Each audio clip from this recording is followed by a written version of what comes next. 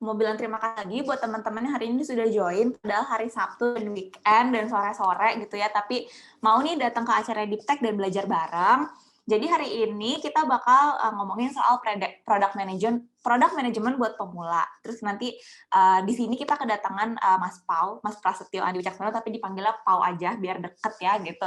Nah, Mas Pau ini sekarang beliau adalah Head of Product di tiket.com. Tapi Mas Pau ini setahu aku udah punya banyak pengalaman di dunia product management. Nanti mungkin Mas Pau bisa sharing juga nanti sebelum mulai materi bisa kenalan-kenalan dulu nih sama teman-teman yang ada di sini. Sorry, bentar, mesti nge-mutein orang.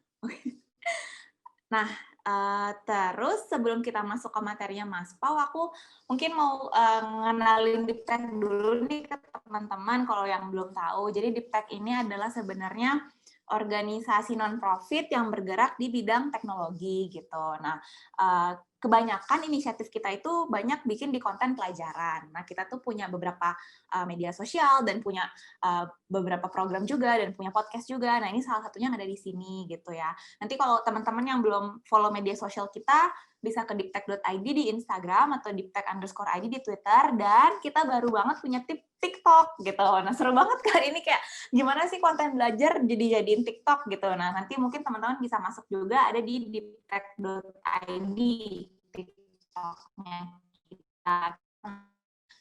Share soal kursus online yang gratis gitu lewat konten TikTok. Nah, selain itu kita juga punya podcast, ada podcast Kode Nol dan Ceritanya Developer. Jadi nanti teman-teman kalau misalnya mau belajar lebih lanjut soal teknologi, bisa langsung aja ke Spotify dan coba cari podcast Kode Nol ini dan Ceritanya Developer. Nah, terus Mas Pau ini juga adalah salah satu techfluencer Deep Tech, karena beliau ngisi program namanya Gaptek. Jadi kayak kita ngobrol-ngobrol santai nih soal teknologi. Nah, itu programnya ada di YouTube, live di YouTube gitu. Setiap harinya biasanya mengikuti jadwalnya Mas Pau dan temannya satu lagi namanya Rama. Tapi jadi malu. Tapi paling enggak sih kayak hari Rabu, Kamis, or Jumat di antara hari-hari itu ya. Tapi nanti setiap ada kontennya atau ada live-nya, nanti kita pasti promoin dulu di Instagram biar pada bisa gabung. Nah, terakhir kita juga punya program Q&A Twitter namanya Tanya Kode Nol. Jadi setiap hari Rabu kita ngedatengin expert di bidang teknologi, dan situ teman-teman bisa nanya-nanya langsung ke tech expert tersebut kalau misalnya ada concern-concern yang pengen diketahui lebih lanjut gitu. Nah, buat hari ini, nanti Mas Pau bakal sharing soal product management, tapi mungkin ini bisa di-save dulu. Jadi nanti ketika Mas Pau lagi present, terus ada pertanyaan nih, nanti teman-teman bisa ke Slido, nanti aku share juga link Slido-nya di chat, tapi kalau misalnya mau di-scan pakai barcode dan lain-lain juga bisa, atau mau di-screenshot ini juga boleh. Nanti kalau mau ada pertanyaan, langsung aja ke Slido ya. Oke, dari aku segitu dulu. Daripada kita nunggu lama lagi, aku serahkan langsung ke Pau nih. Silakan dengan materi product management yang keren banget. Silakan Pau. Oke, thank you Verta. Ini udah pede banget, yang keren banget padahal belum mulai. Sungguh optimis materinya bakal seru banget. Tapi iya, selamat sore teman-teman semua. Assalamualaikum warahmatullahi wabarakatuh. Senang banget bisa ketemu teman-teman di Sabtu sore yang ini kalau di Jakarta nih panas banget entah gimana. Ini kebetulan baru nyalain AC kayak sekitar 4 jam tapi masih berasa panas. Mungkin di tempat-tempat teman-teman semua tadi kan ada yang di Ciledug, ada yang di Bogor, ada yang di Medan, ada yang di Jogja. Wah, di Jogja hujan, di Surabaya itu mungkin kita perlu bersabar dengan cuaca kita masing-masing. Ada yang mungkin hujan, ada yang mungkin panas. Tapi yang semoga itu nggak mengurangi semangat kita untuk sama-sama sharing di sore kali ini. Karena kan ini juga Sabtu, mungkin yang lain pada lagi santai. Sedangkan teman-teman di sini pada ikutan Deep Tech Talk. Semoga ini jadi satu hal yang bakal seru dan juga bermanfaat. Sore ini saya mau sharing terkait dengan product management. Mungkin sering sering saya kalau dari saya sendiri tuh sering dapat pertanyaan gitu kayak Mas kalau misalkan mau jadi product manager tuh harus gini nggak sih, harus gini nggak sih, apa sih yang harus dilakukan dan segala macam. Nah jadi uh, kali ini kita mau bahas dan mengupas tuntas, udah kayak apa tahu ya, mengupas tuntas. Mungkin ini 1 jam ke depan kayak presentasinya lebih ke arah saya sharing. Cuma nanti hopefully setelah itu kita akan lebih banyak diskusi gitu ya. Bentar, muncul nggak yang lagi loading? Oke, muncul ya? Yes. Oke, mantap. Kelebaran nggak sih? Nggak ya? Semoga nggak. Oke, sore ini saya mau cerita sharing dari apa yang saya pelajarin dan juga saya alamin, dan hopefully ini juga bisa jadi satu hal teman-teman bisa belajar on how to become product manager. Tadi kan saya sempat sebutin kalau misalkan kalau misalkan lagi kayak ngisi acara atau kayak ketemu teman baru gitu, banyak yang nanya sebenarnya apa sih yang harus dilakuin biar bisa jadi product manager. Sebenarnya simple, caranya adalah dengan apply dengan apply posisi PM gitu. Jadi kalau misalkan ada lowongan terbuka atau ada kesempatan baru terbuka, kalau mau jadi product manager pastikan kalian apply jadi product manager, bukan yang lain gitu kan. Tapi mungkin ini versi bercandanya ya, versi ya ujung-ujungnya pastilah kita harus apply. Tapi mungkin yang kita mau bahas adalah bagaimana mempersiapkan diri kita, bagaimana saya mungkin bisa kayak kasih bayangan ke teman-teman kalau jadi PM tuh bakal kayak gimana sih bentuknya gitu. Sehari-hari itu bakal kayak gimana, kepusingan apa sih yang bakal dihadapi kalau jadi product manager. Gitu. Oke, saya kenalan dulu. Nama saya Prasetyo Wijaksono, biasanya dipanggil Pau, inisial PAW. Sekarang jadi Head of Product di Tiket, handle flight. Baru join sebenarnya. Sebelumnya di Bukalapak sebagai Senior Product Manager dan sempat juga di Pemprov DKI Jakarta di timnya Jakarta Smart City, dan pernah juga handle program 1000 startup digital, dan dulu banget pernah bikin startup tapi dengan sukses gagal bikin startup. Jadi sekarang malah jadinya nge-mentorin startup gitu. Karena mungkin lebih suka sharing kegagalan saya ketimbang saya sendiri untuk berusaha untuk bikin sendiri gitu untuk saat ini. Jadi langsung aja kita langsung bahas. Mungkin kalau misalnya teman-teman mau langsung nanya, langsung di chat kali ya, Verta? Boleh. Langsung. Tapi kita langsung. punya Slido sih nanti. Oh sorry, Slido tadi ya. Oke, sorry. Ya, jadi langsung tanya aja di Slido ya.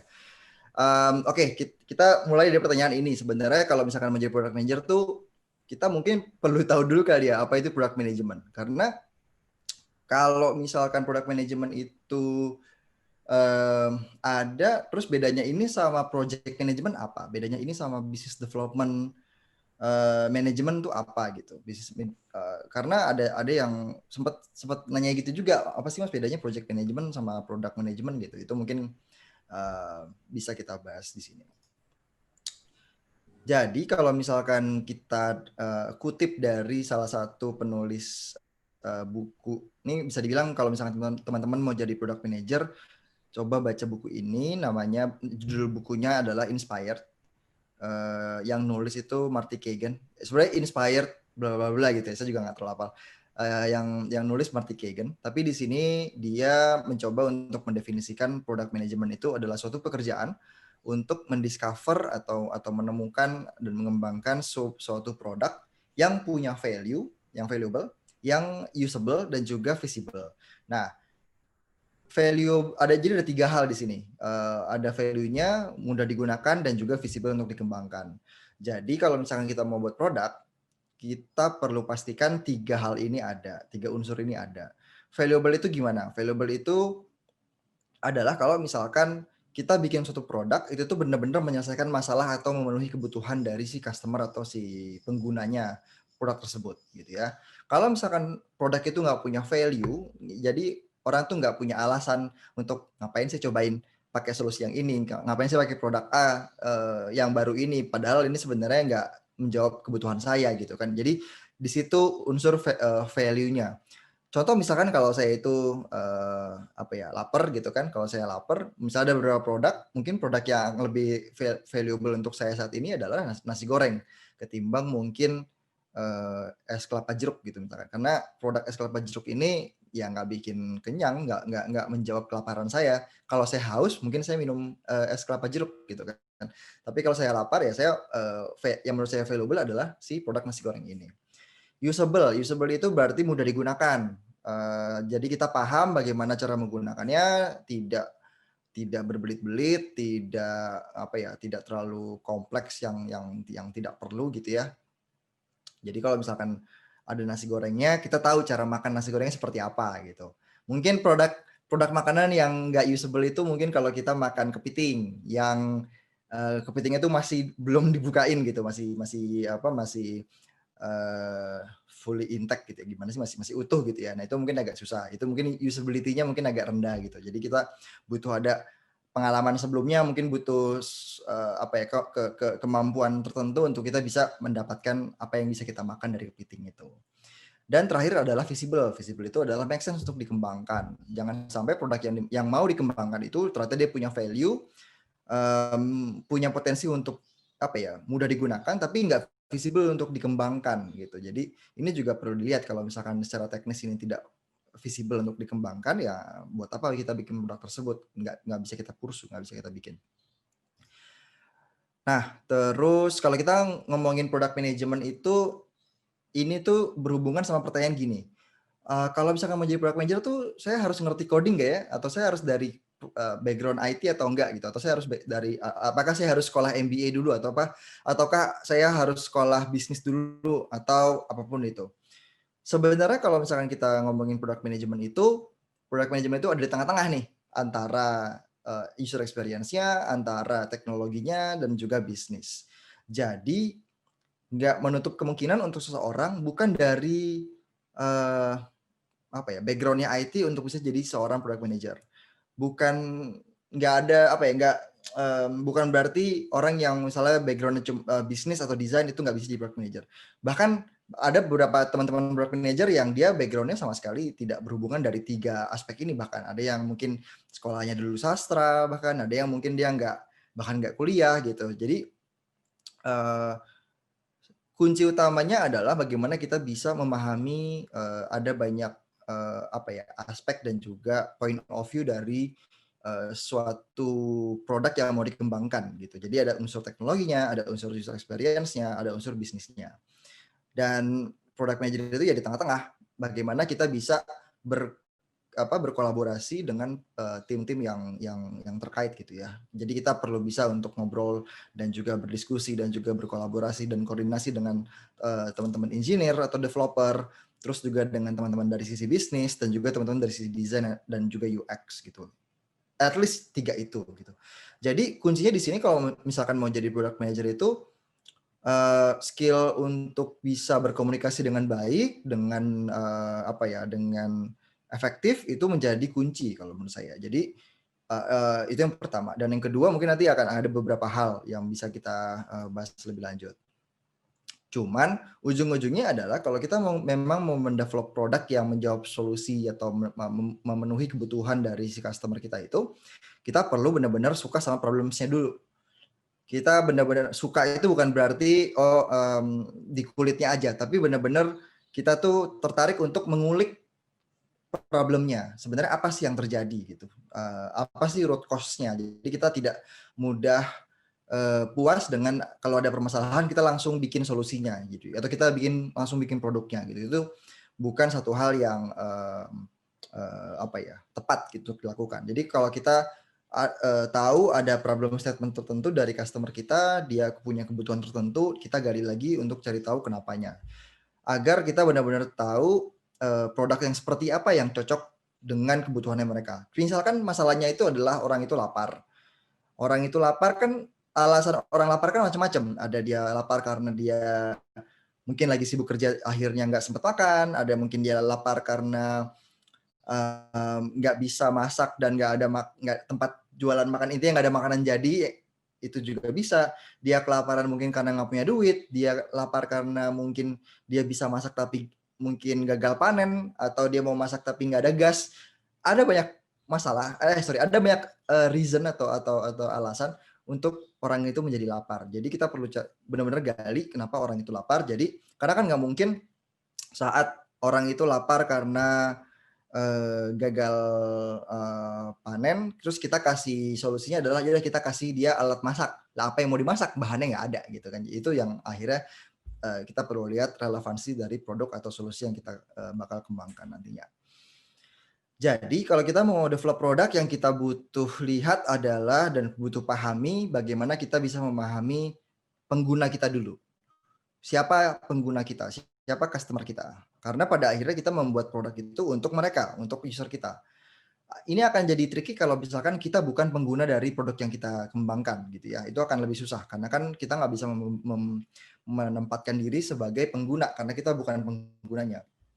Jadi kita perlu benar-benar paham si pengguna kita ini, pengguna produk kita ini atau customer kita ini, dia tuh needs-nya apa, kebutuhannya apa, pain point dia saat menggunakan solusi dia saat ini seperti apa. Jadi kita tahu potensi opportunity barunya untuk kita kembangkan produk tuh di sisi mananya gitu kan.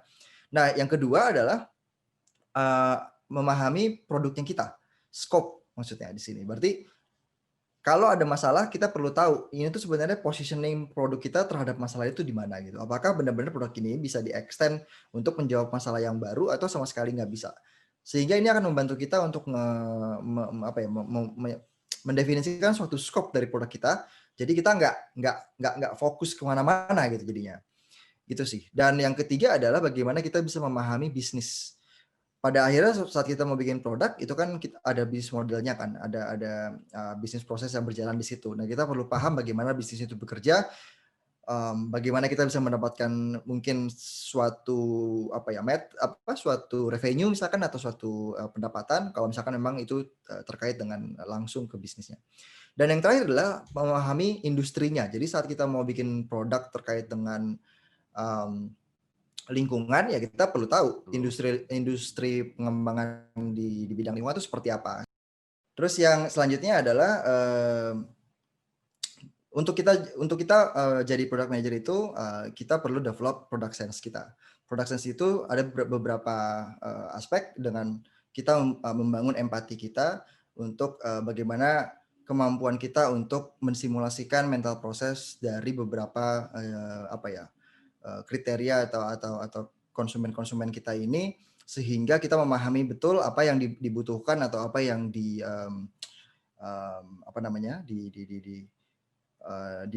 dibutuhkan atau menjadi permasalahan dari si customer kita ini. Terus yang kedua adalah domain knowledge. Balik lagi ke yang tadi kan, bagaimana kita bisa melihat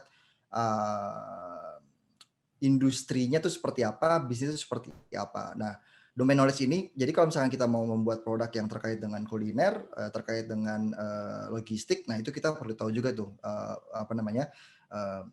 knowledge terkait dengan di bidang-bidang tersebut.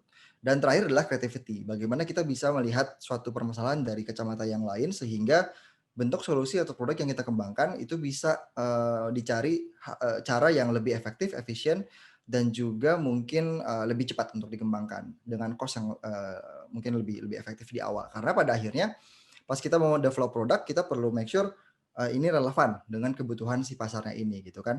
Karena nanti produk itu belum tentu produk yang kita kembangkan di awal itu akan langsung berhasil gitu kan. Jadi kita butuh melakukan banyak validasi apakah di sisi marketnya, apakah di sisi produknya.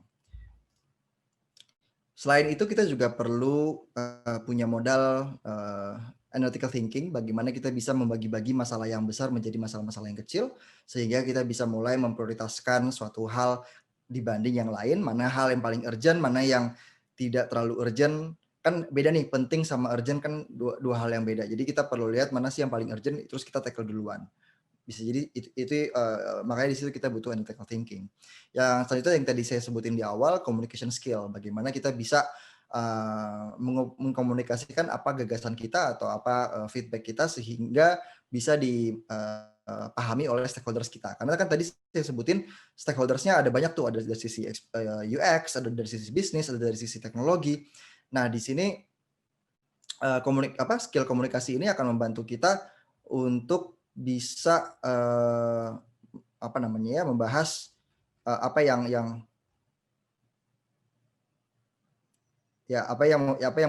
membahas sorry, saya jadi ini. Apa yang mau kita gagas dan segala macam gitu ya. Sorry, ini internetnya lancar apa enggak ya? Lancar, ya? Pau. Oke, ini kita tadi ada chat internetnya ini. Oke, sip, lanjut ya. Oke. Selanjutnya adalah some technical skills. Nah, jadi kalau misalkan kita mau bikin produk ya, kita nggak perlu sedalam itu untuk memahami technical things dari produk tersebut. Mungkin beberapa aja gitu, beberapa technical skills bisa kita pahamin sebenarnya lebih biar kita bisa berbicara dengan bahasa yang dimengerti oleh teman-teman dari sisi teknis gitu. Apakah teknis di sisi bisnis, apakah teknis di sisi teknologi, dan juga teknis di sisi desain. Terus juga business sense gitu kan. Business sense adalah bagaimana kita memahami proses bisnisnya, dan juga terakhir adalah bagaimana kita berkolaborasi. Jadi ini termasuk dengan komunikasi. Nah, terus apa yang so far saya pelajarin jadi product manager. Yang penting itu adalah bagaimana kita benar-benar obsesif sama customer kita. Jadi apapun ya, mungkin pada ujung-ujungnya kita bikin mungkin di awal kita bikin produk itu untuk bisa mengembangkan bisnisnya gitu kan, atau misalnya kita punya bisnis sendiri di startup sendiri, atau kita kerja di suatu perusahaan, dia punya produk, kita kembangin biar bisnis juga berkembang. Tapi yang paling penting adalah suatu bisnis itu bisa berkembang kalau customer-nya juga ikut berkembang gitu, dalam artian kita benar-benar bisa mengadvokasikan suara customer kita di tempat kita bekerja gitu. Jadi saat nanti ada suatu ide-ide solusi-solusi baru atau produk-produk baru, kita tetap bisa memposisikan diri kalau misalkan customer kita ini dikasih suatu solusi tersebut, ini tuh bakal cocok atau enggak gitu. Jadi kita juga punya sense itu untuk kita selalu obses dengan customer kita agar customer kita tuh bisa berkembang. Terus yang kedua, nah ini yang sering kali terjebak nih teman-teman yang baru join jadi product manager, atau bahkan yang punya background-nya itu project management. Nah, banyak banget yang mungkin bisa jadi terjebak bahwa bikin produk itu adalah yang penting deliver. Jadi ujungnya adalah saya bisa deliver produknya, udah launch, habis itu kerjaan selesai gitu. Nah, sebenarnya enggak juga. Justru yang namanya bikin produk itu, kita jangan fokus ke delivernya, jangan fokus ke outputnya, tapi kita fokus ke outcome-nya. Manfaat apa yang didapatkan oleh customer kita dan juga bisnisnya terhadap produk yang kita kembangkan atau yang sudah ada. Jadi saat produk itu sudah live, itu sebenarnya baru awal dari perjalanan gitu. Karena yang namanya bikin produk tuh nggak pernah akan ada selesainya. Produk itu nggak akan mati selama produk itu masih digunakan oleh customer-nya atau penggunanya. Jadi ini tuh kayak semacam kita bikin jalan pantura gitu, ini nggak bakal beres. It's never ending quest gitu. Jadi setiap kita launch sesuatu, setiap kita bikin suatu inisiatif, terus kita bikin dia itu live, dia bisa di-deploy. Nah, kita perlu lihat sebenarnya impact-nya itu atau bagaimana customer kita mendapatkan benefit dari produk kita itu menjadi justru lebih penting dibandingkan deliverables itu sendiri gitu. Dan yang terakhir adalah bagaimana kita bisa berpikir end to end. Nah, end to end-nya itu bagaimana melihat benar-benar prosesnya itu dari ujung ke ujung, saat customer kita datang ke produk kita sampai akhirnya dia selesai dengan produk kita, dalam artian kan ada prosesnya, misalkan dia itu mau order sesuatu. Jadi pas dia browsing, habis itu dia pilih-pilih, habis itu dia mungkin masukin ke shopping cart, habis itu dia check out dan bayar. Nah, itu kan prosesnya ada banyak tuh. Nah, kita juga perlu lihat end to end, ada nggak sebenarnya permasalahan-permasalahan yang masih terjadi gitu. Itu juga perlu kita lihat. Terus juga kalau misalkan kita bahas lagi product manager tuh bakal ngapain aja sih? Nah, ini kira-kira nggak jauh dari hal-hal ini. Kayak misalkan kita leading proses ideation, proses discover untuk menemukan kira-kira produk selanjutnya yang kita mau kembangkan itu seperti apa. Terus juga kita nge-lead proses development secara teknis, tapi sebenarnya ini lebih ke bareng-bareng dengan tim developernya atau engineer-nya. Dan juga nanti kita juga nge-lead untuk proses launch-nya, bagaimana ini mulai di-deliver dan kita jaga biar produknya itu selalu grow gitu kan, selalu growing. Terus juga, nah ini karena kita kerjanya tuh jadi product manager tuh bakal kerja banyak sama banyak orang dari berbagai macam jenis background dan juga bagian. Kita bakal dalam satu hari itu pasti kita akan bisa ketemu sama bisa kita ketemu sama engineer, kita bisa ketemu sama designer, kita ketemu sama researcher, kita ketemu sama bisnis, kita ketemu sama customer care atau customer service, bisa kita ketemu sama legal, ada berbagai banyak macam orang lah gitu yang ada. Nah, kita perlu bisa tetap membagikan visi dari produk yang mau kita kembangkan dan sehingga teman-teman yang ada di company atau di perusahaan atau di tempat kalian kerja dalam mengembangkan produk itu benar-benar paham sebenarnya si produknya ini tuh arahnya tuh mau kemana, sehingga nanti prioritasnya tuh juga clear gitu. Itu bisa dikomunikasikan dengan baik. Terus juga ya terkait dengan bagaimana eksekusi development-nya bareng sama engineer sama desainer, terus juga bagaimana kita benar-benar ngelihat proses discover, itu termasuk kayak bagaimana mempelajari usability dari suatu prototype misalkan atau conduct research, terus juga analisis pasar, sehingga kita bisa menerjemahkan insight-insight atau temuan-temuan dari riset tersebut menjadi yang namanya product requirement.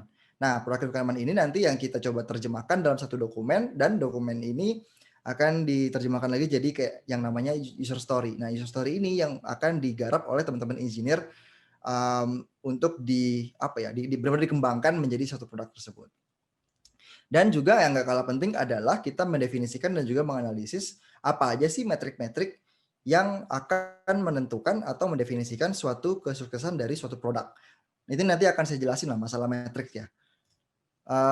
Kenapa kita perlu lakukan semua itu, karena ini faktanya adalah ya sebagian besar produk baru itu gagal gitu ya. Jadi kita benar-benar perlu tahu saat kita gagal itu di mana gagalnya, jadi kita bisa belajar, oke, kalau gitu next improvement-nya di bagian mana gitu kan. Kalau misalkan kita tahu ada suatu kegagalan tapi kita belum tahu gagal di mana, berarti kita perlu cari tahu tuh gagal di sebelah mana gitu. Nah, yang paling parah kalau kita belum tahu itu tuh kita gagal atau enggak gitu. Jadi kalau misalkan kita bikin produk, di sini mungkin konteksnya produk digital, dan di sini kita tahu bahwa itu kita gagal dan tahu alasannya kenapa, root cause-nya kita tahu. Nah, berarti itu lessons learned. Next-nya adalah oke, kita kalau gitu kita mau improve di bagian mananya sehingga kita tidak mengulangi kegagalan yang sebelumnya.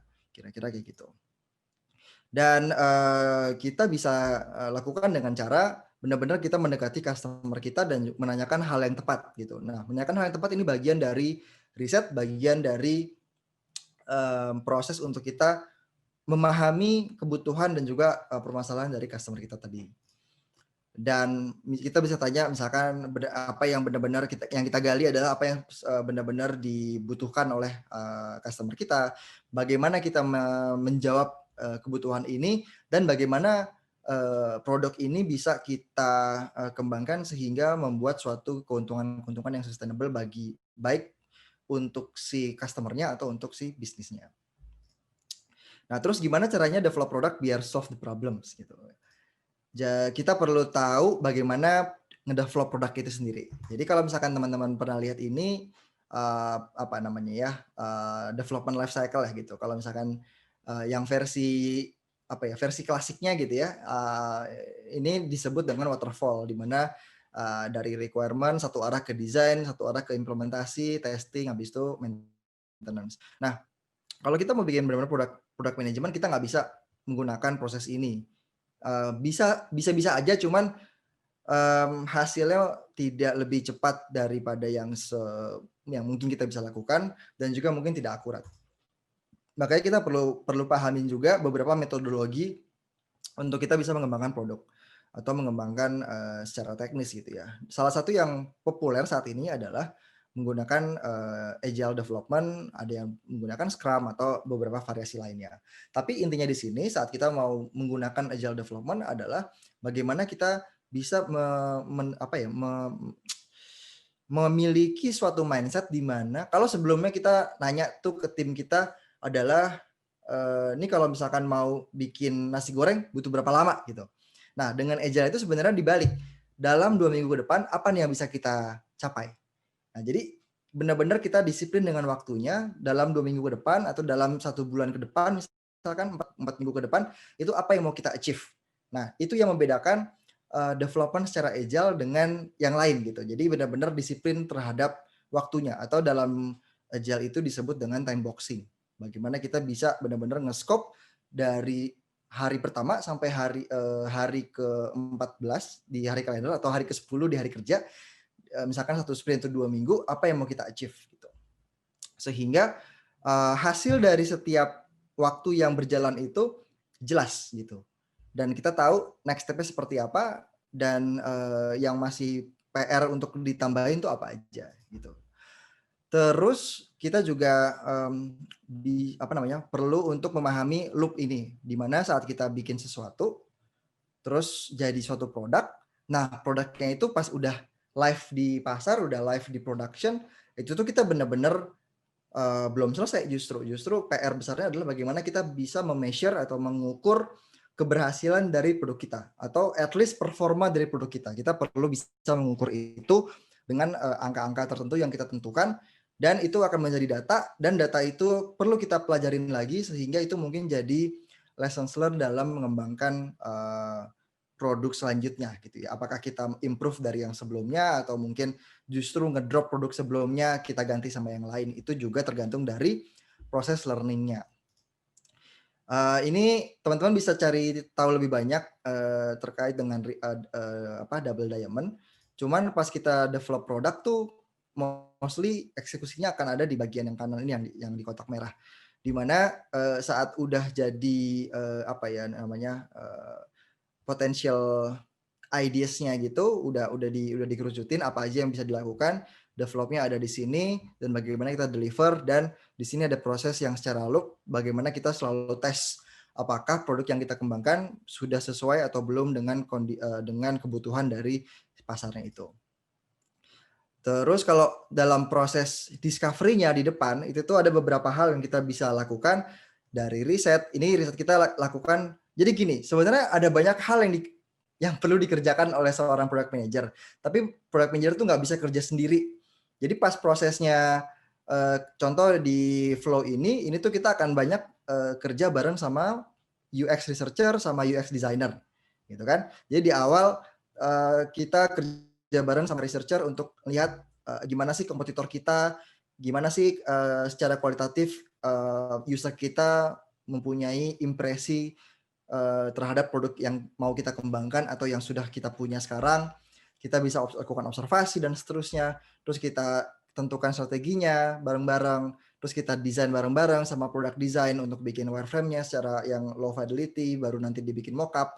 Terus mockupnya itu kita kembangkan dengan teman-teman engineer untuk kita tes udah sesuai atau belum. Dan terakhir bagaimana kita bisa measure si kondisi gimana kita bisa measure produk-produk nantinya, apakah konversinya sudah bagus, apakah ada bounce rate-nya dan seterusnya. Nah, terus kalau misalkan ini biasanya gini, kalau misalkan saya join jadi product manager untuk produk yang produk baru lah bisa dibilang gitu kan. Nah, kita bisa start dengan membuat suatu MVP. MVP itu adalah suatu produk dengan fitur yang paling minimum. Intinya adalah bagaimana kita bisa mengumpulkan hal-hal yang bisa kita pelajarin untuk kita lakukan validasi sehingga produknya itu bisa kita kembangkan terus-menerus. Untuk bikin MVP bisa macam-macam, nggak harus kita bikin eksekusi produknya udah secara fancy berbentuk app gitu misalkan atau berbentuk web page gitu, tapi juga bisa sesimpel kita bikin sketch di kertas, kita bisa lakukan A/B testing, eksperimen, kita bisa lakukan interview ke user, ada berbagai macam cara tergantung dari kebutuhan kita nanti. Apakah kita punya privilege untuk langsung mengembangkannya, apakah kita sudah yakin segitunya sampai kita mau invest waktu kita untuk effort mengembangkan produknya, karena itu kan bakal makan waktu lebih lama dan juga butuh effort yang lebih tinggi, atau kita benar-benar sangat terbatas nih kemampuan kita, misalkan orangnya juga terbatas, ya mungkin kita interview dulu, kita mungkin lakukan paper sketch dulu gitu, itu yang bisa kita lakukan. Nah, misalkan sekarang kita mau bikin MVP nih, kalau kita mau jadi product manager, intinya ada satu kebutuhan, kalau saya ini mau pergi dari stasiun Gambir ke Blok M, gitu kan. Ada berbagai cara untuk kita bisa berpindah dari Gambir ke Blok M. Kalau kita lihat di bagian atas, Ini tuh pas kita develop, kalau kita mau develop produk dengan cara yang atas, ini sebenarnya bukan secara MVP. Karena setiap step yang kita kembangkan, kuncinya adalah produknya tidak bisa dites. Produknya tidak bisa digunakan oleh customer kita untuk melakukan validasi, dan dari awal tuh kita udah langsung kebentuk kita mau bikin mobil gitu. Saat kita benar-benar mau bikin MVP, mindsetnya itu adalah kita cari cara bagaimana produknya itu bisa dikembangkan dengan secepat mungkin, dengan semurah mungkin, terus kita tes sehingga nanti kita lihat feedback dari customer kita. Nah, kalau kita lihat di bagian yang bawah, di awal tuh mungkin kita mulai dari bikin skateboard. Bikin skateboard mungkin theoretically speaking lebih murah karena modalnya paling cuma kayu boardnya itu sama rodanya sama asnya itu. Waktu pengembangannya jauh lebih cepat, ongkosnya jauh lebih murah. Setelah itu yang penting adalah kita kita datangin lagi ke customer kita itu, terus kita cek apakah dia sudah bisa menggunakan produk ini untuk menjawab kebutuhannya dia. Jadi kalau kita balik lagi, sebenarnya kan dia mau jalan dari Gambir ke Blok M gitu ya. Pas kita kasih skateboard, terus kita tanyain gimana, bisa nggak dari jalan dari Gambir ke Blok M, bergerak dari Gambir ke Blok M. Dia bilang bisa, saya nyampe ke Blok M, tapi saya ini bukan skaters, jadi susah nih mengendalikannya. Saya agak susah di awal, bahkan di tengah-tengah untuk gerak belok kiri kanannya gitu kan. Oh ternyata nggak cuman butuh pergi dari titik A ke titik B, tapi juga butuh bagaimana bisa mengendalikan dengan lebih mudah. Oke, kalau gitu kita cari lagi cara yang murah dan cepat. Oke, kita mungkin bikin skuter atau otopet gitu kan. Nah, dari skuter ini kita tanyain lagi ke customer kita, gimana? Udah cobain belum gitu kan? Iya, kita udah, saya udah nyobain, saya bisa dari Gambir ke Blok M, saya bisa mengendalikannya dengan cepat, tapi Gambir ke Blok M tuh 10 kilo. 10 kilo itu lumayan nih kalau saya harus goes-goes pakai skuter gitu kan, dan nggak bisa cepet gitu, apalagi tanjakan Duku Atas nih kalau yang tahu Jakarta ya, apalagi tanjakannya di Duku Atas tuh lumayan panjang, apalagi ya itulah susah lah jadinya ribet lah kalau misalkan mau jalan jauh. Oke, kalau gitu kita kembangkan selanjutnya adalah berbentuk sepeda. Oh sepeda saya bisa nih dari Gambir ke Blok M. Tapi masalahnya dari Gambir ke Blok M saya bisa, selanjutnya saya mau ke tempat lain dong, berarti bisa dong harusnya. Misalkan saya mau ke Bogor, tapi kalau misalkan saya mau ke Bogor itu jauh. Dan kalau misalkan saya pakai sepeda ke Bogor, nyampe Bogor saya udah keringetan banget. Syukur-syukur saya nyampe ke Bogor gitu, karena nanjak gitu. Nanjaknya nanjak banget gitu. Oh ya udah kalau gitu kita pasangin motor, jadi sepeda motor gitu kan. Oh saya bisa nih ke Bogor, saya bisa yang jauh-jauh juga ternyata. Saya bisa nggak pakai keringet gitu untuk nanjak dan jalan jauh. Tapi Bogor kan hujan, saya nggak mau nyampe Bogor basah. Dan saya kepikiran gimana caranya jalan-jalan ke Bogor bersama 4 orang atau lebih dari 2 orang gitu kan. Saya mau ajak keluarga saya gitu. Barulah kita bikin mobil. Yang kita pahami di sini adalah dari satu titik ke titik lain, kebutuhan pasarnya itu akan berubah, akan berkembang. Ini mungkin bisa coba teman-teman agak step back sedikit, merefleksi kayak semacam nostalgia sedikit. Kayak nostalgia terlalu ini ya, terlalu lama. Pas teman-teman pertama kali punya handphone touchscreen, itu tuh apakah kebutuhan teman-teman itu adalah main Mobile Legend atau main yang online gitu, MMORPG atau main yang kayak PUBG segala macam. Most likely kebutuhan kita waktu itu kenapa kita memilih untuk beli handphone touchscreen adalah ya mungkin karena itu keren, karena itu diajakin teman, karena itu ada social pressure misalkan, atau ada alasan yang lain. Tapi di saat kita pakai handphone touchscreen pertama kali, terus kita tahu, oh ternyata saya bisa ini, oh ternyata saya bisa itu. Akhirnya berkembang, dan akhirnya kita bisa lihat bahwa produk yang masih ada sampai sekarang adalah produk yang relevan dengan kebutuhan pasarnya. Dan kebutuhan pasar di tahun 2020 dengan 2019, dengan tahun sebelumnya, dengan tahun depan, itu pasti akan berubah.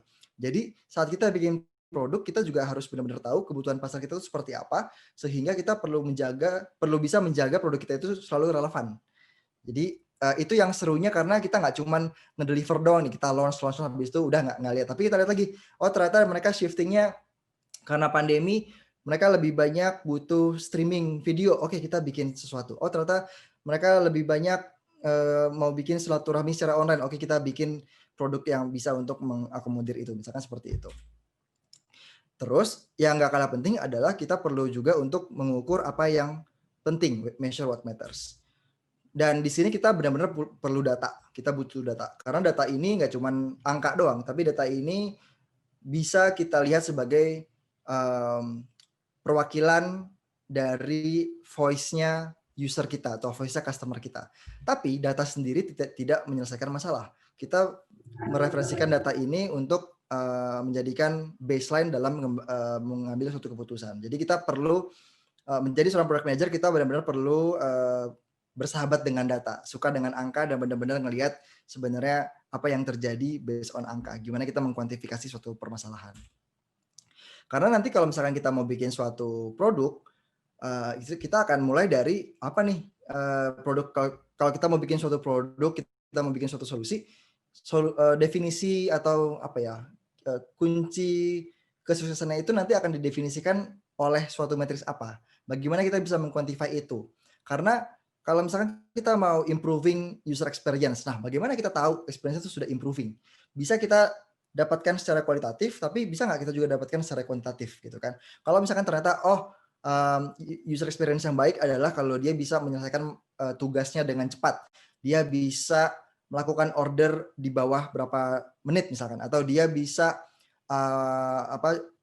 punya angka konversinya dari dia browsing sampai dia booking itu di atas 50% misalkan kayak gitu. Jadi itu bisa kita set sebagai success matrix-nya.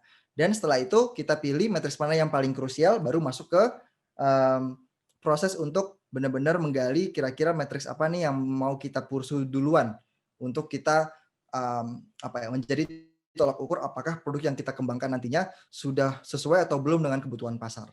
Jadi kita juga perlu ngedevelop kira-kira matriks yang mau kita define, yang mau kita kejar itu yang seperti apa, matriks yang mau kita grow itu seperti apa. Nah, cuman apakah matriks ini hanya urusan bisnis? Sebenarnya enggak juga. Matriks ini bisa menjadi representasi dari kebutuhannya si user, bisa juga kebutuhannya dari sisi bisnis atau yang lainnya.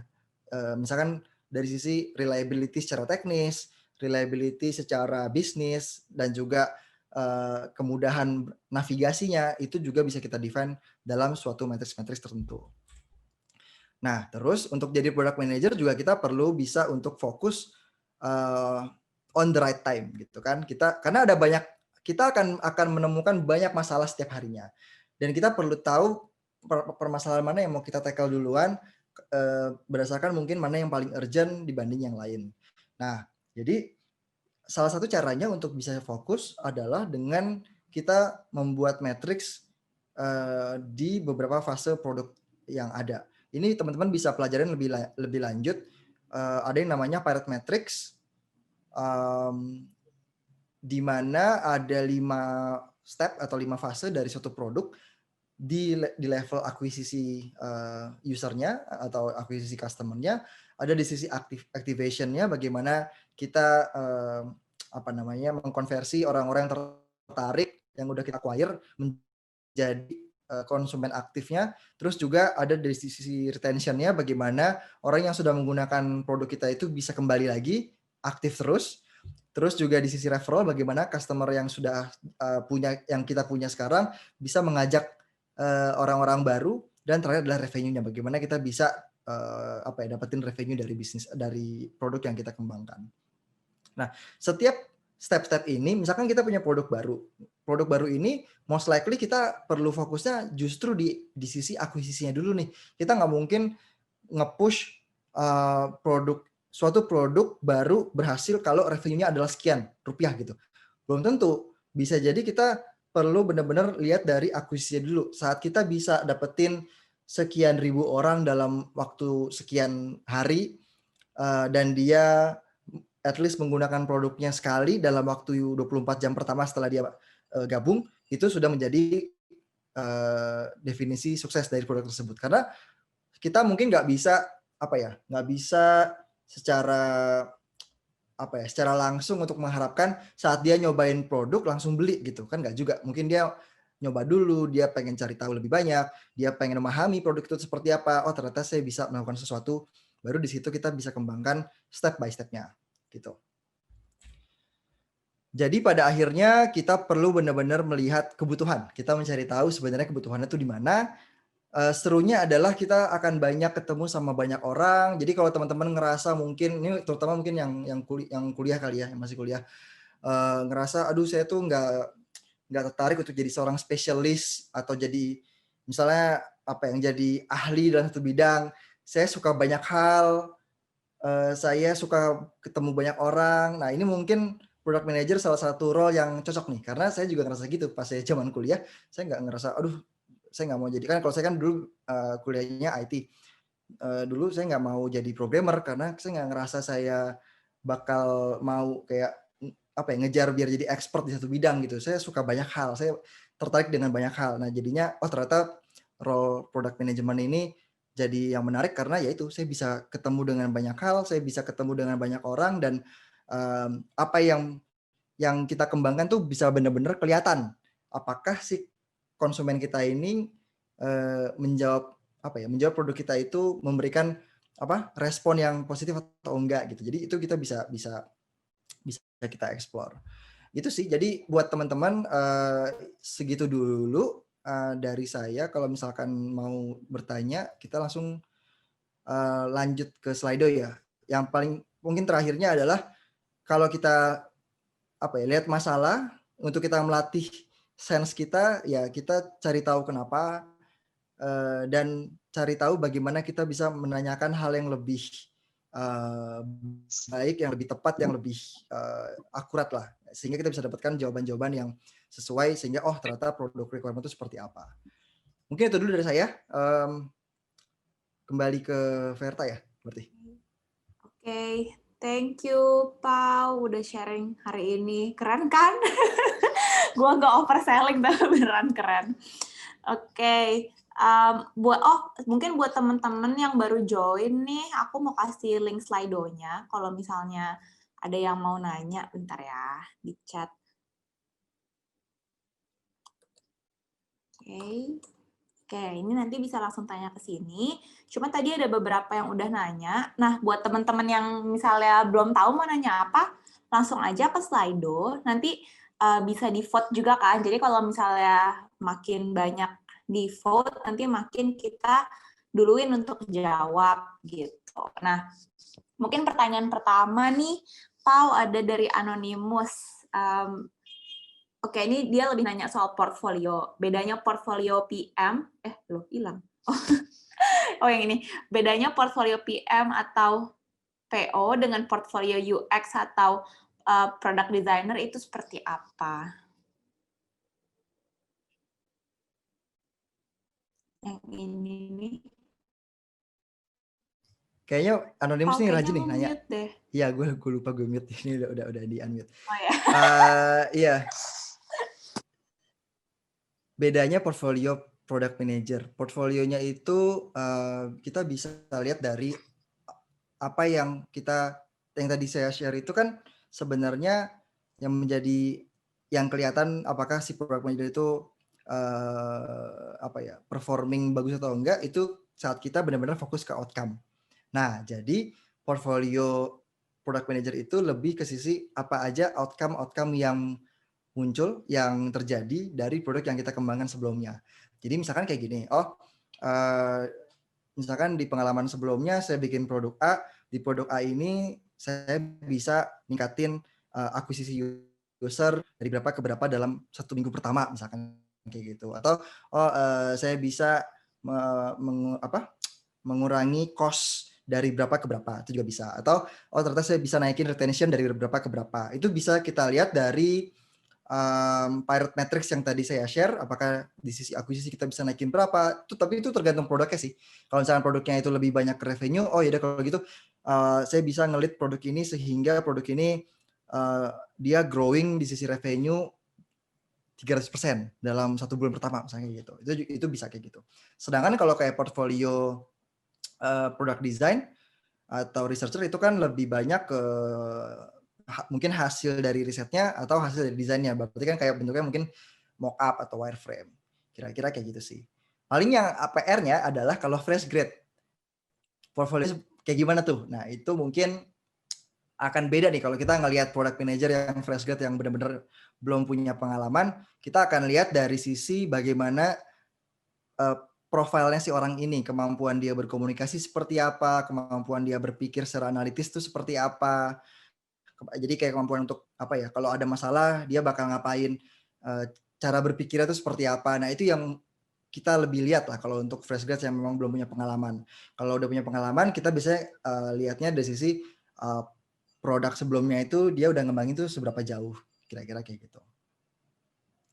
Ini mungkin related sama pertanyaan anonimus yang lain ya. Jawaban Yang ini nih, yang iya betul. sebagai Baru head gue of pengen bilang. product, ya saat menyeleksi employee kriterianya ya kriterianya kayak gitu sih. Kalau misalkan kita yang nyarinya itu yang udah berpengalaman, ya kita perlu lihat produknya itu seperti apa, maksudnya produknya itu sudah growing seperti apa.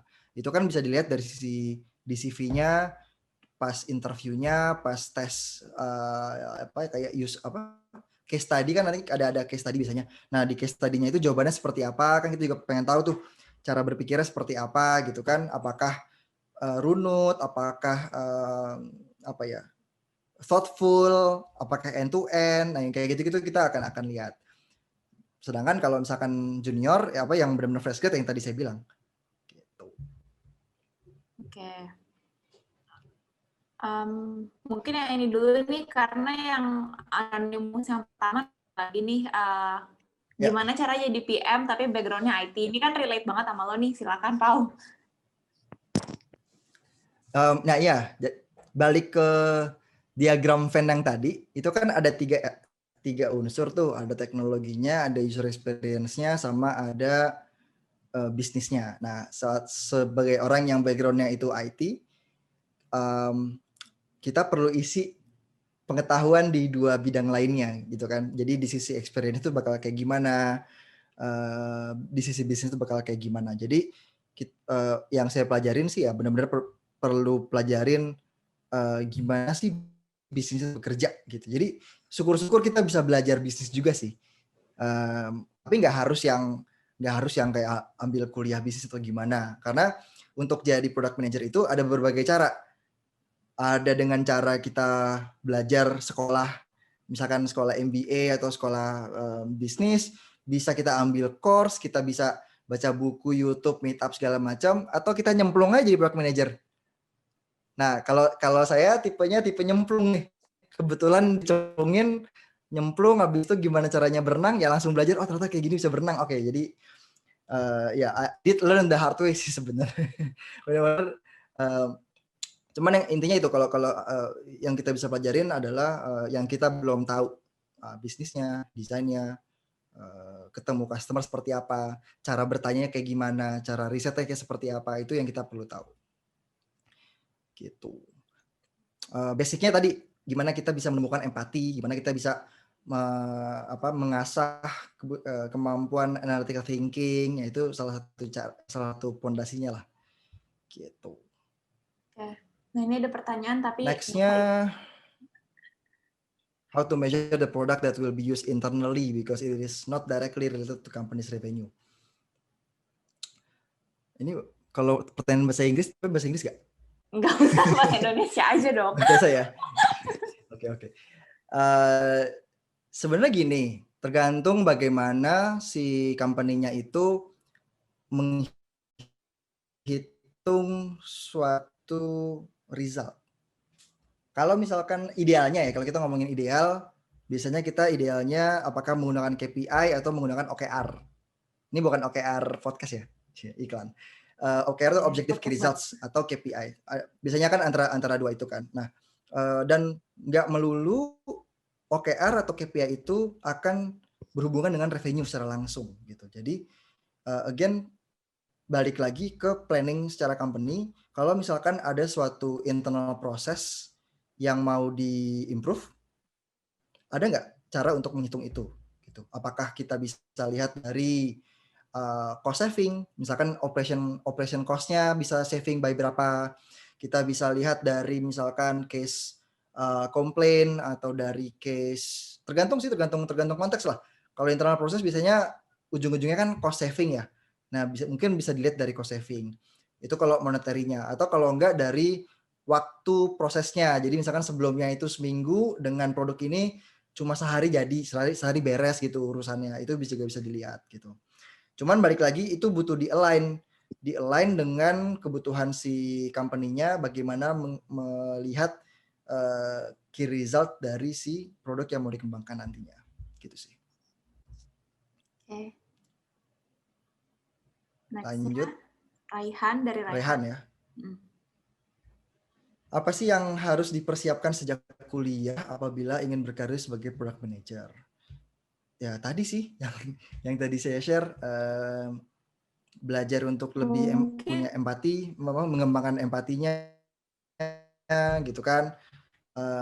Terus juga kalau mungkin gini, kalau mungkin apa ya, agak tricky sih memang untuk punya portfolio pas kita masuk kuliah. Mungkin kalau arahnya ke sana ya, untuk kita punya portfolio.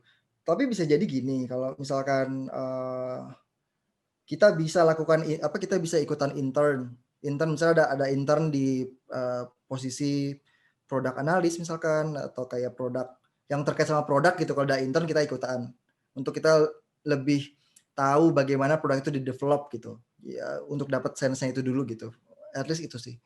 Terus apalagi ya, mungkin yang tadi sih lebih ke arah ngulik gimana problem itu terjadi, root cause-nya apa. Jadi kita bisa membangun curiosity dari awal.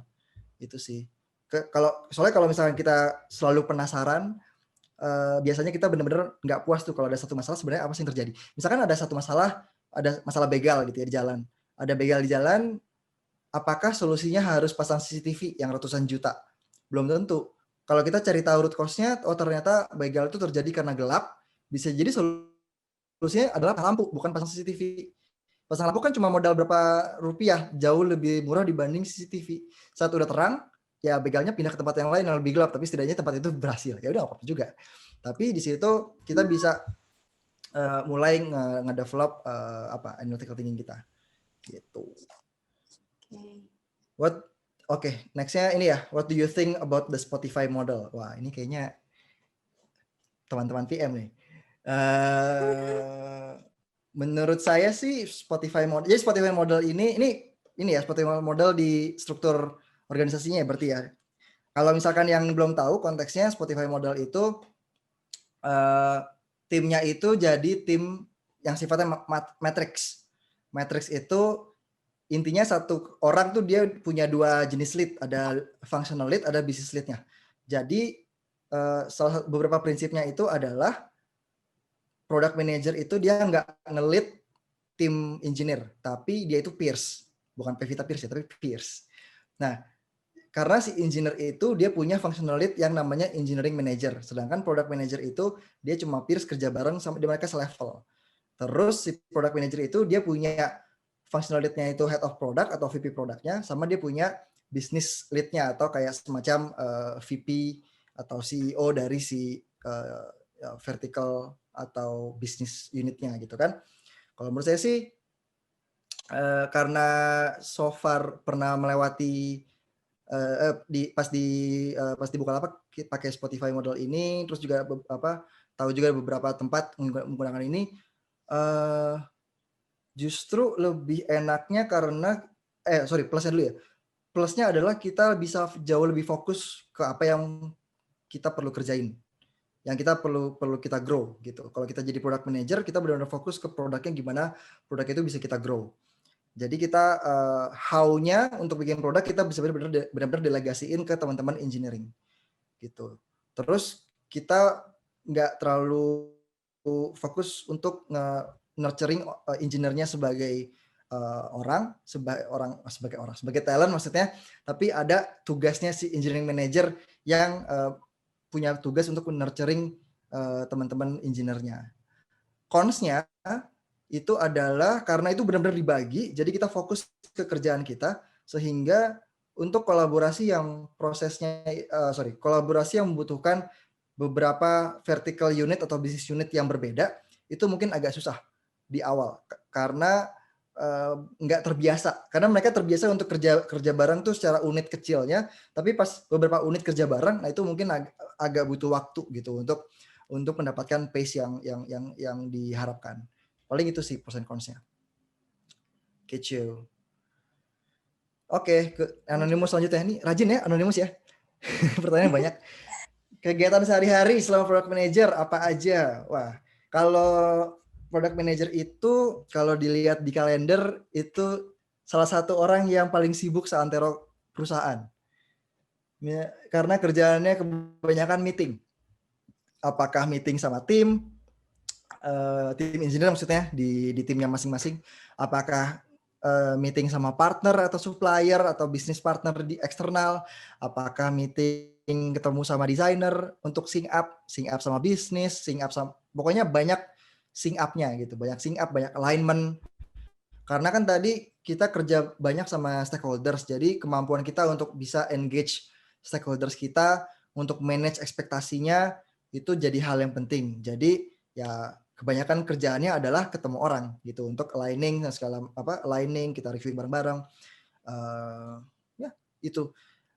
Tapi di luar dari urusan ketemu orang, kita juga ngelakuin riset juga, kita ngelakuin ngedefine product requirement, melakukan prioritization. Misalkan ada beberapa inisiatif mana yang paling urgent yang perlu kita lakukan duluan sebelum yang lain gitu. Itu juga kita lakukan. Sehingga product requirement-nya itu clear ke teman-teman engineer mana yang perlu dikerjain duluan. Karena kita semua punya 24 jam yang sama dan gimana kita bisa ngakalin sehingga 24 jam itu seefektif mungkin.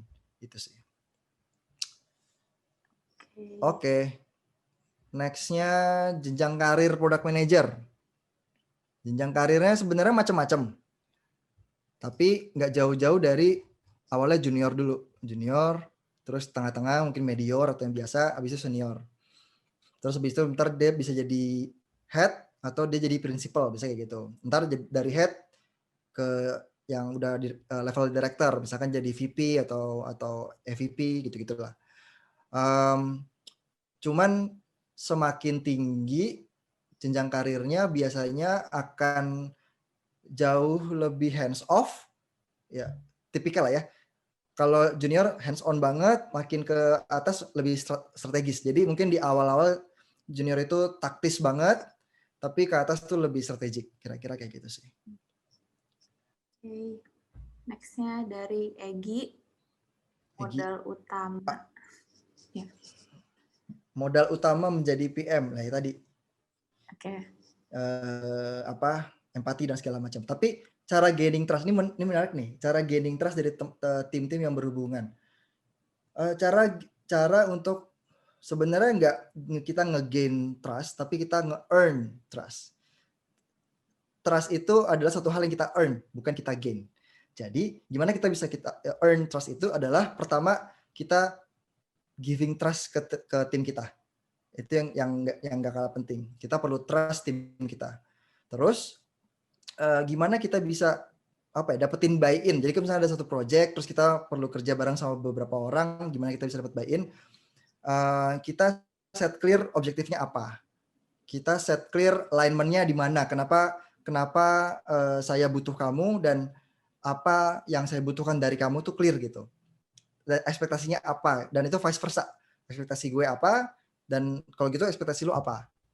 Dari situ harapannya di awal udah clear juga, next-nya kita mau kemana. Kita tuh mau ke Jogja via Gambir apa via Senen. Kalau sama-sama mau ke Jogja, yang satu mau ke lewat stasiun Senen, satu stasiun Gambir, satu lewat naik pesawat, ya itu aja udah gimana kita bisa kerja bareng gitu. Kita perlu clear step by step itu mau kayak gimana. Terus mungkin cara gaining trust selanjutnya adalah ya benar-benar kenalan, benar-benar kenal sama ini mungkin caranya sangat Indonesia ya, sangat budaya ketimuran. Ini benar-benar kita ajak makan bareng, kita mungkin main bareng misalkan, apalagi kayak sekarang lagi susah gini untuk ketemu, mungkin mainnya Among Us atau apa sih Phasmo ya, yang horor-horor tuh. Nah, atau kita ngapain lah bareng-bareng, kita virtual lunch bareng gitu kan, makan siang via Zoom gitu, itu juga bisa gitu. Itu sih, jadi nggak jauh-jauh dari get to know each other gitu. Nextnya buku bacaan. Nah, ini ada Selain inspired. beberapa. Bentar. Ada beberapa selain inspired. Bentar, kemarin tuh ada temen. Terus habis itu saya ngasih book recommendation. Bentar. Sambil baca lagi. Oke. Nah, yang tadi kan inspired, yang nulis Marty Kagan. Terus kita juga bisa baca Hooked. Jadi Hooked yang kayak apa? Kyle, Hooked. Itu yang nulis namanya Nir Eyal.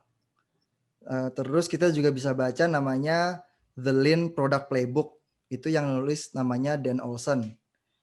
Terus bisa baca juga buku namanya kalau nggak salah Ship It. Cuman saya lupa nih yang nulis siapa. Ini ada ini kita bisa baca dari sini. Terus kalau misalkan karena gini, itu kan itu buku-buku tadi kalau inspired itu bukunya lebih ke basic product management. Itu basicnya. Kalau hook itu lebih ke arah bagaimana kita bisa bikin suatu proses flow, gimana produk itu engaging dengan customer kita atau customer itu engage lah dengan produk kita. Lean Product Playbook tuh lebih kayak guideline kira-kira ya. Kalau kita mau bikin produknya itu benar-benar agile itu seperti apa, step by step itu kayak gimana, apa yang perlu kita lakukan. Ship It itu lebih ke arah gimana kita bisa, kalau nggak salah ya, ngedeliver produknya itu dengan kualitas. Ada beberapa measurement. Tapi kita juga perlu baca yang terkait dengan UX, terkait dengan agile, design sprint, scrum, gitu-gitu juga perlu kita baca. Kayak misalkan bukunya Sprint siapa yang nulis ya? Jack Knapp kalau nggak salah.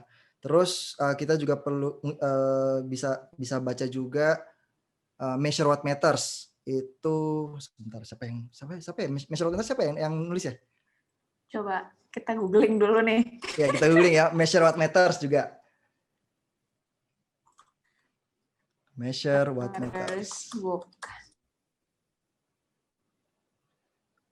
Seru ya kalau kayak gini langsung. Oh, John Doerr. Bacanya John Doerr sih. Atau John Doerr. John Doerr aja orang Indo. Ya, terus kita juga bisa baca yang terkait dengan, bentar, aku lupa lagi. Oh ini, yang terkait dengan Lean Startup, kayak Lean Startup, Zero to One, itu juga itu menarik sih untuk kita baca. Lean Startup-nya Eric Ries, terus Zero to One-nya Peter Thiel, itu juga menarik sih untuk kita baca. Terus kita juga bisa baca yang Growth Hacking, jadi banyak ya. Growth Hacking yang Parrot Matrix. Parrot Matrix itu yang kalau Parrot Matrix itu diintroduce sama Dave McClure, kalau nggak salah. Tapi ada juga ya, ada banyak sih yang nulis, si Andrew Chen juga nulis Growth Handbook. Ya inilah bisa dibaca banyak. Atau nanti ini aja Pau, kasih aja listnya ke gue atau ke Mimin, nanti biar kalau misalnya teman-teman yang ngisi feedback form nanti di akhir, kita kasih list book recommendation-nya juga. Ya, ini tapi ada yang menarik nih. Ini buku-buku yang direkomendasi udah hatam semua. Yang hook itu masih baca lagi sebenarnya. Ship It itu baca sekilas. Enggak semua hatam. Tapi ya biasanya dapat lah get a sense of it lah. Tapi kalau yang lain sih hatam sih, yang kayak Zero to One tuh seru soalnya.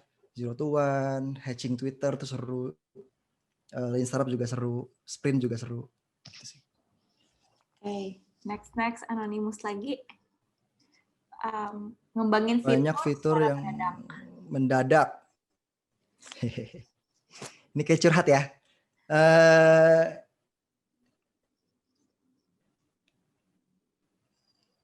Pasnya adalah kita lihat lagi deh,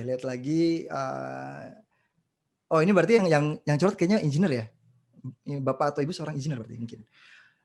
Gini, tergantung sih best practice-nya gimana kita lihatnya dulu nih. Kalau misalkan gini, kalau misalkan namanya kita lagi perang, kalau ternyata ada satu benteng yang jebol, terus kita butuh ngajagain benteng itu, ya mungkin kita benar-benar butuh taktis dan kita perlu menyampingkan yang lain yang butuh kita kerjain.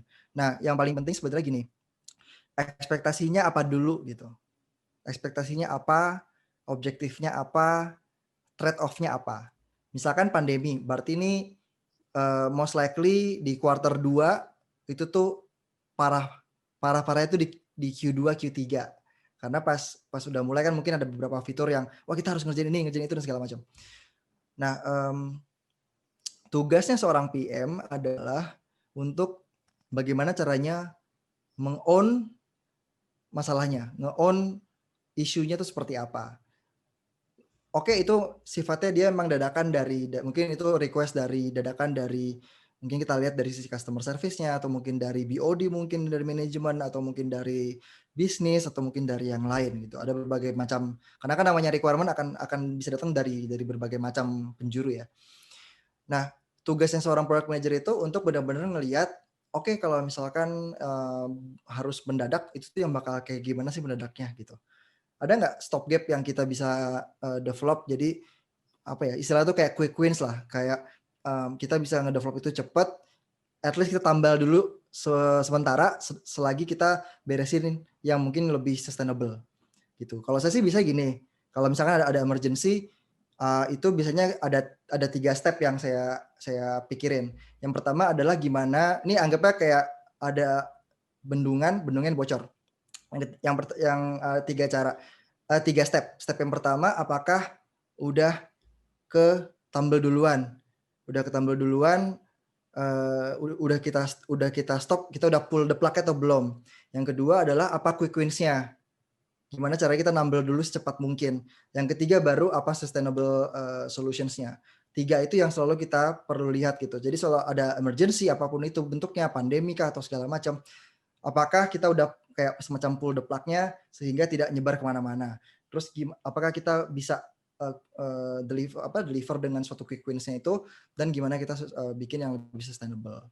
Kira-kira kayak gitu. Nah, kalau misalkan kita bukan PM-nya, misalnya kita tim engineer-nya, kewalahan, yang namanya kewalahan pasti wajar, apalagi dadakan. Tapi yang namanya kewalahan itu kalau nggak dijaga dengan baik-baik itu bisa condong ke abusive. Kayak pokoknya lu harus kerjain mati-matian gitu kan, sampai mungkin sakit atau segala macam.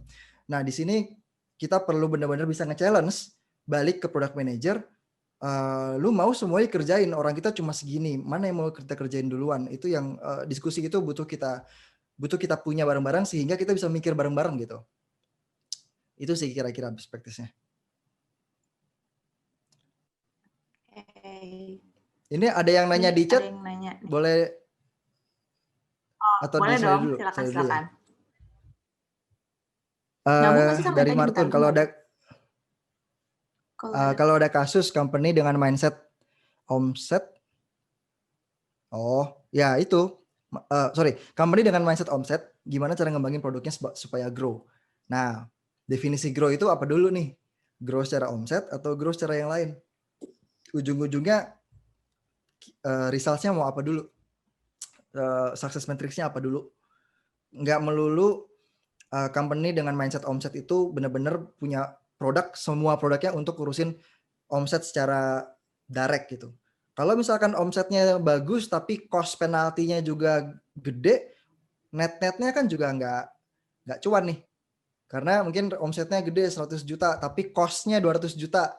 Ya sama aja bohong gitu kan. Nah, lihat lagi, ini produk tuh lebih ke ngedrive omsetnya, ngedrive retentionnya untuk biar omsetnya ada terus berkala, atau lebih ke apa ya, memastikan cost-nya itu efektif atau efisien, kira-kira kayak gitu. Oke, ke slide lagi. Apa bedanya business analyst dengan product manager?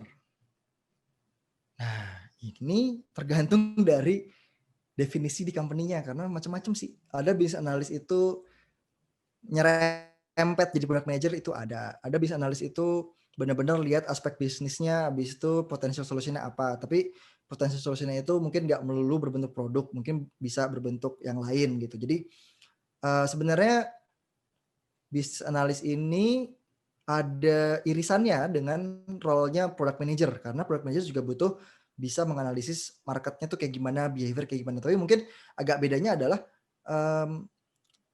nggak segitu mendalam sih. Product manager tuh mungkin lebih ke sisi apa sih yang bakal moving the needle, apa sih aspek bisnis apa yang bakal menggerakkan banyak hal kalau kita mau growing sesuatu. Apakah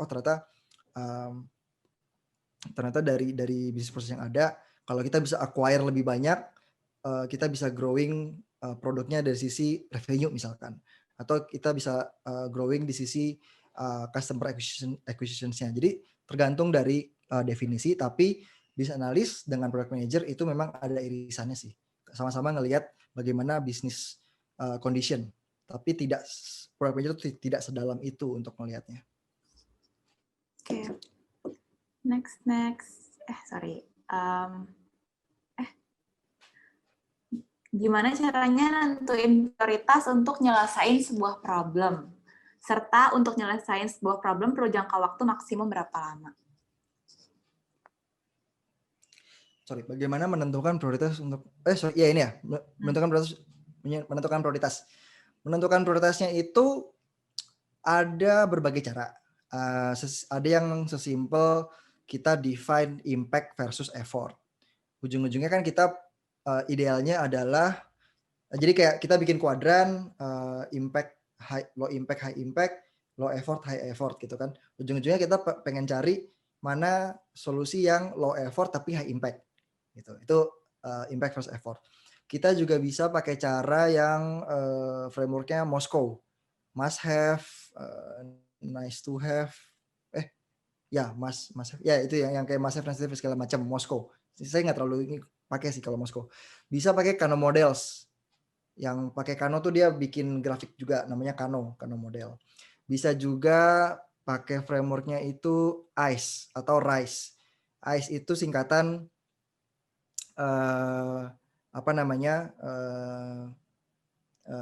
impact-nya, habis itu confidence-nya, effort-nya. Kalau RISE itu R-nya itu adalah reach-nya berapa. Bisa kayak gitu. Jadi ada berbagai cara sih. Tapi intinya adalah gimana problem yang paling genting kita bisa beresin sekarang dengan effort yang sekecil mungkin. Terus menyelesaikan sebuah problem perlu jangka waktu maksimum berapa lama. Nah itu tergantung lagi sih dari kita itu toleransinya mau seperti apa. Apakah kita punya waktu 3 bulan atau kita mau lihat dalam 1 bulan pertama atau kita mau lihat 2 minggu pertama misalkan atau kita mau lihatnya 6 bulan atau setahun. Tergantung dari kondisi bisnisnya dan kondisi marketnya. Kalau ini merupakan marketnya yang lumayan cepat, yang sangat cepat, mungkin kita bisa lihat benefitnya atau impact-nya itu jauh lebih cepat ketimbang yang lain. Tapi kalau memang marketnya itu tidak segitu cepatnya, ya mungkin kita bisa butuh waktu lebih lama gitu. Tapi yang paling penting adalah setiap waktu tertentu kita perlu cek. Misalkan 2 minggu sekali atau sebulan sekali kita perlu lihat progres seperti apa. Atau bahkan kalau itu produknya itu baru awal-awal, mungkin tiap minggu kita perlu cek juga grow-nya udah sesuai ekspektasi atau belum. Kira-kira kayak gitu sih. Oke. Paul, di chat kayak tadi ada pertanyaan menarik. Mau jawab itu dulu nggak? Bentar. Boleh? Boleh? Bentar, di chat tadi ada pertanyaan soal MVP dari Muhammad Arya. MVP selalu dimulai dari skateboard hingga menjadi mobil. Saya lihat di shortcut ada MVP yang dibuat based on bisnisnya mau seperti apa.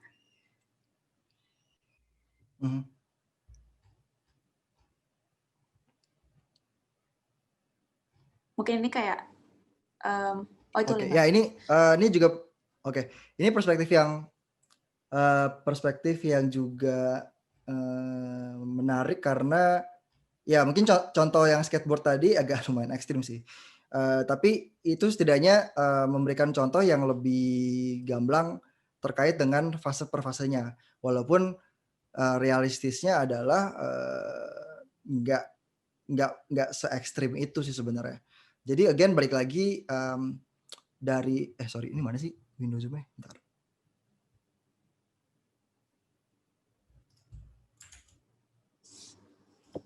Oke, ini dia. Saya kehilangan kehilangan Zoom-nya. Nah, jadi sebenarnya nggak salah juga sih untuk melihat viable produknya itu seperti apa. Yang paling penting adalah titik awalnya itu mau seperti apa. Titik awalnya itu masalahnya yang mau diselesaikan tuh yang seperti apa. Apakah seabstrak suatu level tertentu atau udah sedetail itu. Jadi balik lagi apakah apakah problem yang kita define itu udah lumayan tajam atau belum. Ujung-ujungnya di situ sih kalau menurut saya. Oke. Balik ke slide dulu lagi. Bentar ya. Kita tinggal punya waktu 8 menit lagi. Mungkin ini 5 pertanyaan terakhir ya, kalau misalnya masih bisa kejawab semua.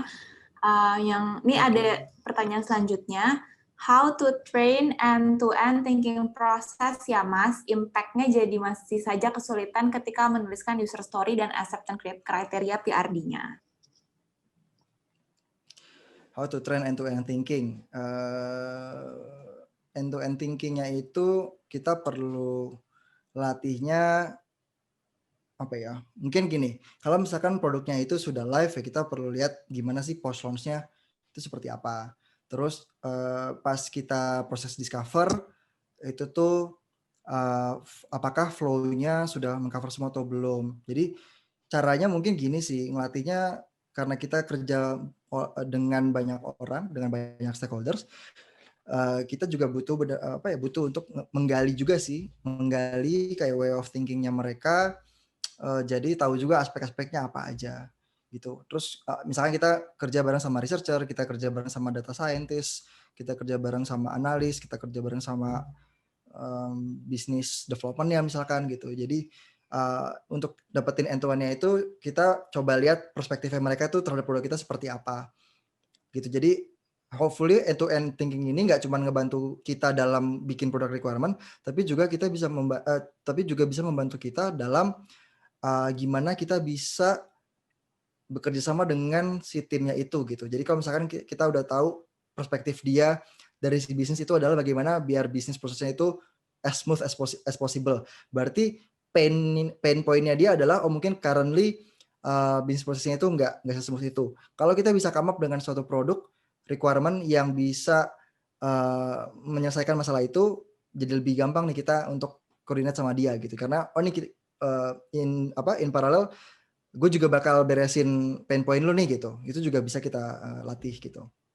Nah, terus kalau misalkan kesulitan dalam menuliskan user story sama PRD, acceptance kriteria, ini sebenarnya cara yang paling gampangnya adalah review sih.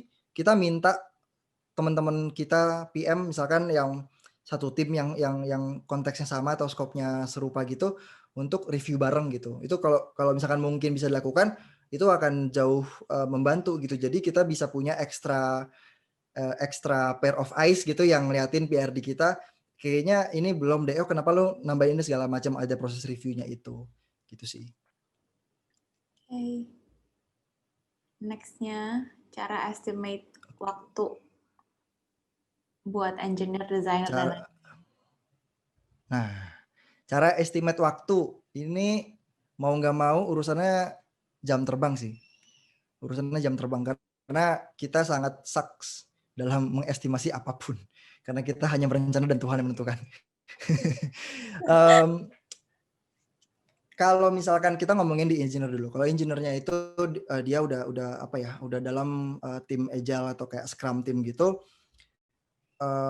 Kuncinya adalah pas kita retro.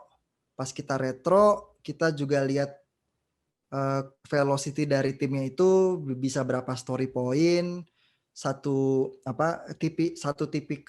tipe kerjaan tuh dia ambil story point-nya berapa, terus akhirnya butuh berapa. Nah, itu bisa kita evaluasi. Jadi ujung-ujungnya sih dengan kita evaluasi lebih sering, hopefully kita bisa learning juga gimana kita estimate. Kalau cuma nanti kita bisa tahu, oh kalau dia crude, sesimpel dia crude doang, nambah akses ke database segala macam, itu butuh waktunya berapa lama karena udah punya pengalaman. Again di situ. Terus yang udah punya pengalaman juga butuh selalu sharing ke yang belum punya pengalaman. Jadi pas kita nge-story pointing apapun untuk mengestimate kerjaan, kita lakukan bareng-bareng. Jadi misalkan yang satu ngerasa ini berat banget, yang satu ngerasa ringan banget. Nah, itu kenapa tuh? Kenapa yang satu ngerasa berat, yang satu kenapa ringan? Jadi nanti di situ bisa saling belajar juga. Sama halnya dengan sama tim teman-teman desainer.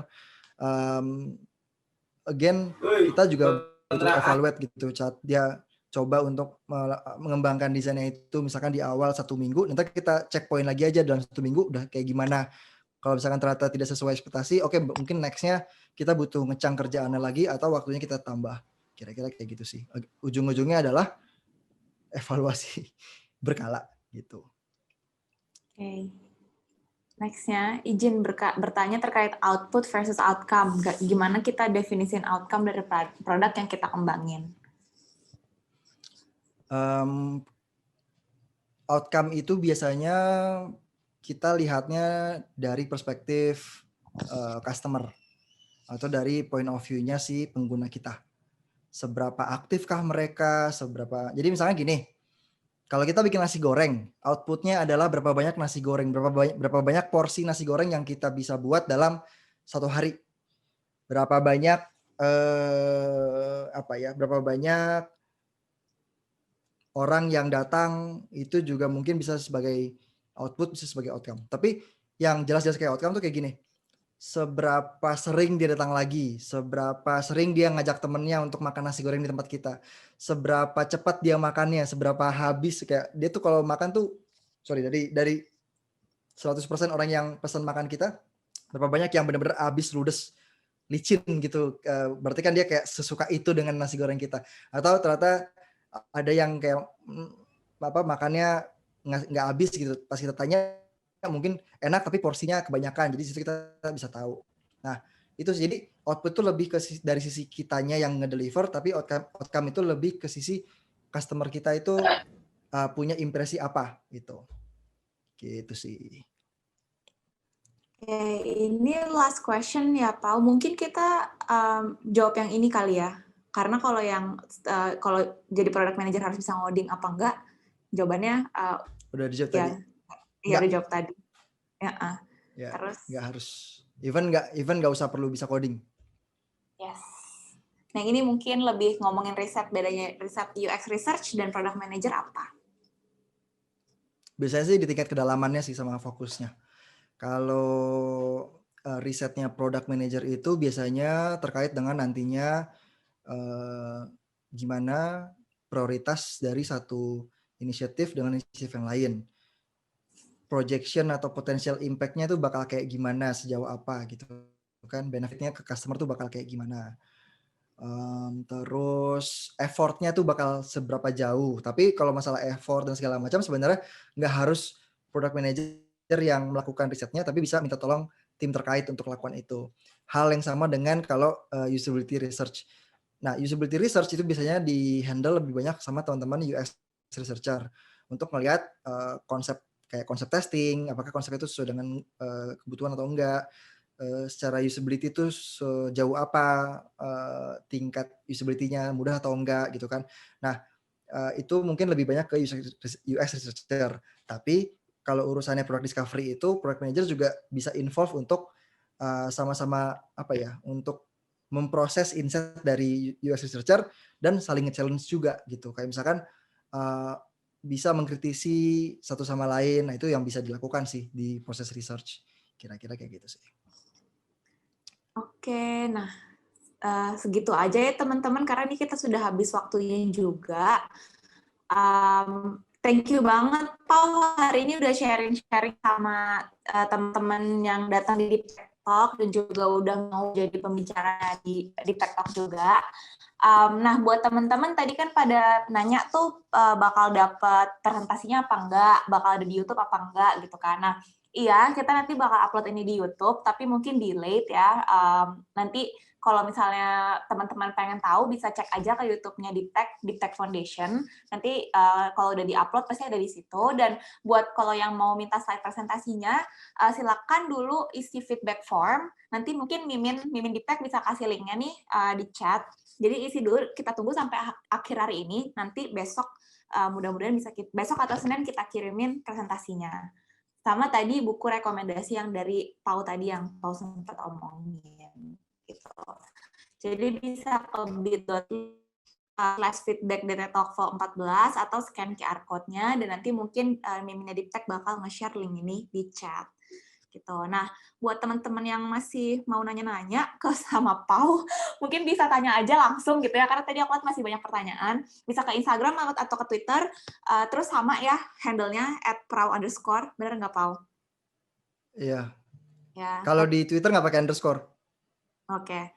Tapi Ya. mungkin lebih enak di Twitter kali ya, biar pada bisa lihat juga jawabannya gitu ya. Iya, soalnya Instagram saya isinya nggak ada hubungan sama product manajemen so far. Oke. Ya udah kalau gitu follow Twitternya aja Atau teman-teman. di LinkedIn juga boleh kalau misalkan mau. Ya, LinkedIn-nya namanya sama Prasetyo Andi Wicaksono. Cari aja. Cari aja. Terbuka kok, masih mau ya jawab pertanyaan teman-teman di sini. Iya. Oke. Dengan senang hati. Gitu aja sih teman-teman. Oke, thank you ya Pau udah datang hari ini. Teman-teman juga terima kasih udah datang hari ini. Dengan gitu kita tutup aja acaranya, tapi mungkin kalau ada yang mau foto bisa dinyalain loh videonya, nanti kita screenshotan. Ada yang mau nyalain video kah? Biar kita bisa foto bareng. Sama-sama Prana, Raihan, Aisyah, thank you udah datang ya. Oh, kayaknya pada malu-malu nih. Ya, pada malu-malu nih. Iya. Ya udah kalau pada malu-malu, ya udahlah kita kita akhiri aja. Buka Egi. Oh, ada satu nih. Ayo dong teman-teman buka dong, biar kita bisa update nih. Yeay. Mantap. Mantul.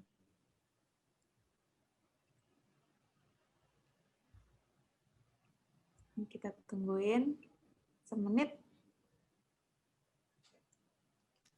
Kayaknya ada teorinya kalau disuruh buka kamera, yang cowok lebih sigap. Karena mungkin yang cewek lebih mikir-mikir, aduh belum ini nggak maksimal segala macam. Itu mungkin terjadi. Nggak pakai jilbab, biasanya kan gitu. Iya. Oke, masih ada yang mau buka kamera? Oke, siap ya, ini aku ambil. Sebentar. 1, 2, 3. Sekali lagi. Oke. 1, 2, 3. Oke, thank you teman-teman udah hadir. Sampai ketemu ya. Dadah, sampai ketemu di Deep Tech Talk selanjutnya. Thank you.